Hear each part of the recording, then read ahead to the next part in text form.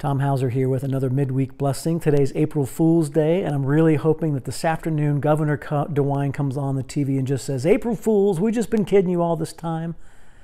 Yeah, I don't think it's a joke, but it sure would be nice to hear it. I'd be mad for just a second and I'd be so relieved, but this really ain't no joke. We were on week 3 of the stay-at-home order, and the first week was kind of a novel thing, and last week was something we could get through, but the third weekend this is getting harder for me, and I suspect it might be getting harder for you too.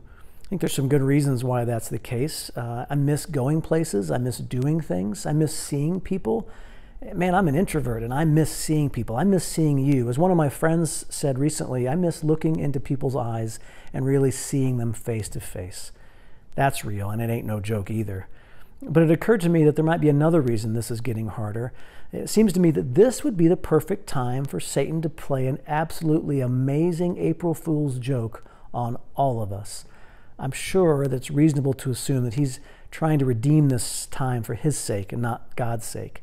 Wouldn't this be a perfect time for him to convince us of some things that simply aren't true? To convince us of some things that we'd like to believe, we want to believe, but they're just not true.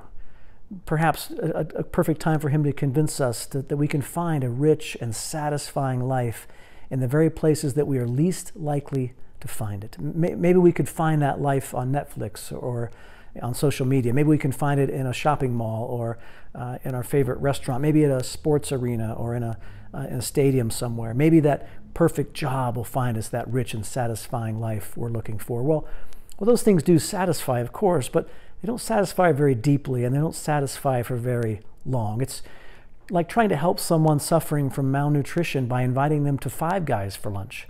You know, if they're like me, they'd be like, "Yes, let's go." And they'd walk in, they'd smell the food, they'd taste the food, they'd finish their meal, and they'd want more. But not very long afterwards, they'd be thinking, that probably wasn't a great idea. It's a joke. It's just a giant April Fool's joke. Satan's lies have always sounded good and sounded true, but they've always been false. You see, there's only ever been one place to go to find that rich and satisfying life. One place to go to find what we really need. Only one person lived and died and rose again to open the door to that rich, satisfying life that we all are looking for. It's Jesus. It's just Jesus.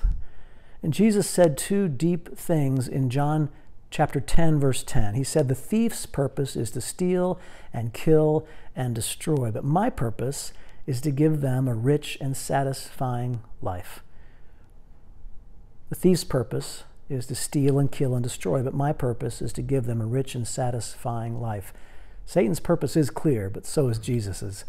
Jesus came to be the gateway to a truly rich, truly satisfying life. Contrary to what it seems, the place to find such a life hasn't changed a bit in the last 3 weeks. Jesus is the only place to find it, and that's no joke either.